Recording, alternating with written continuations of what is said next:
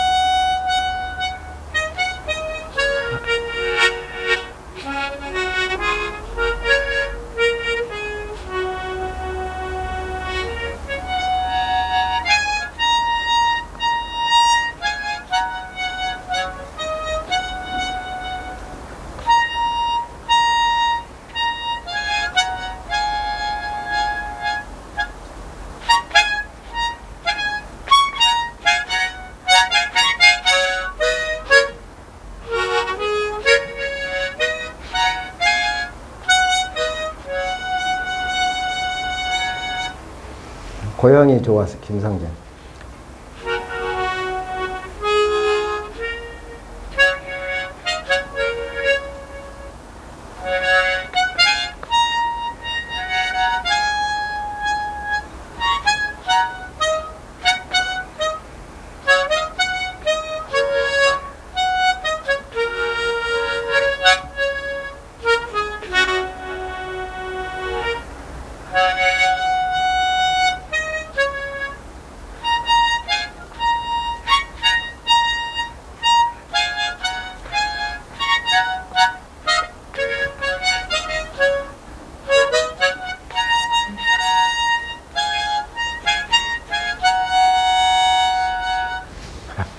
김상진 씨가 부른 고향 아줌마하고 또 고향이 좋아 한번 골라봤습니다. 지금 연습 중입니다.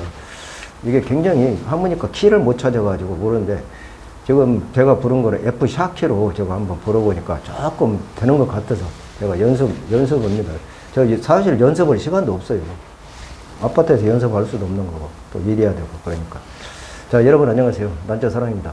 자, 지금 가을철인데 신화가 여러분 잘 크고 지금 막 90%, 85%, 90%또 성척이 다 된 신화도 있죠.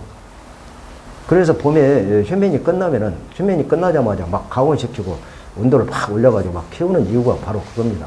그런데 그게 이제 가온이 온도를 올려가지고 그런데 그것이 가온이 됐을 때 여름철에 무사한 못하다 제가 동영상 올릴 때마다 봄철에 많이 얘기를 한 기억이 나실 겁니다.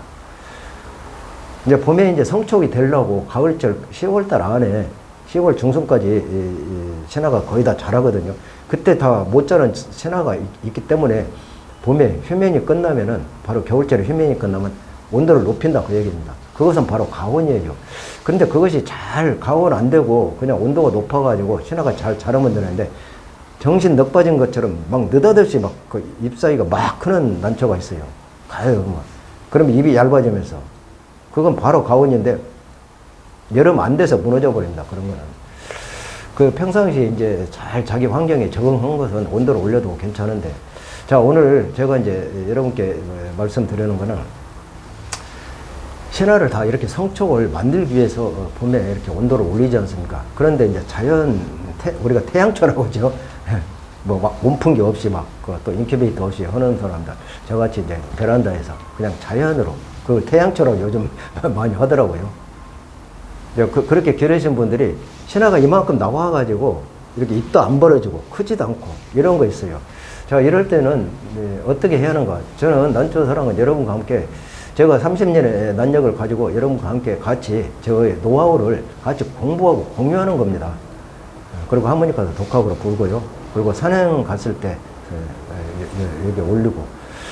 자, 그래서 앞에 있는 난초를 제가 이렇게 신화가 이렇게 나와가지고 크지도 않고 빳빳이 굳어가지고 벌어지지도 않고 이렇게 했을 때는 제 방법이에요. 이거는 한번 보면서 여러분과 같이 이 얘기를 한번 해보겠습니다. 자, 앞에 있는 난초 한번 보겠습니다.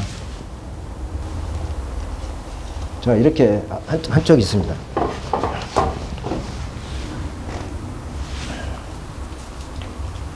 자, 있는데 제가 이렇게 이거 지금 화통을 씌워놨어요. 근데 꽃트가 올라와서 화통을 씌운 게 아니고요. 이게 태극선입니다. 네, 태극선. 제가 펜바를 좀 뽑았어요. 태극선. 태극선을 갖다가 여성분들은 태국산 그러더라고요. 태극선입니다. 태극선. 예, 태극선은 잠깐 설명을 하다 보면 태극선은 꽃이 중턱 복서화로서 화형이 아주 좋습니다. 화형이 아주 좋아요. 그리고 안 아피기로 아주 꽃 색깔도 좋고, 그리고 새끼 잘 치고, 새끼를 잘 쳐요. 그리고 번식력이, 새끼 잘 치면 번식력이 좋다는 얘기죠. 그리고 병충해에 강하다. 그래서 우리 국민난초로 불리죠. 자, 그런데 제가 화통을 씌운 게 아니고 이렇게 씌워놨다 했죠. 자, 한번 보겠습니다. 보면서 이거 빼야 될 거라. 말씀을 드리겠습니다. 자, 이렇게 아까 말씀드린 대로 이렇게 크지도 않고 기부가 벌어지도 않고 이렇게 있습니다.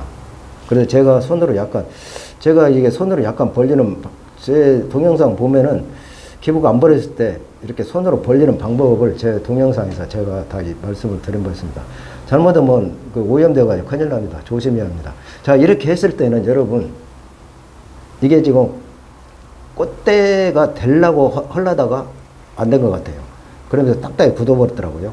꽃대가 되냐, 아니면 신화로 되냐, 거기 온도 차이에서 달라져 버립니다. 우리가 악어알 있죠, 악어알.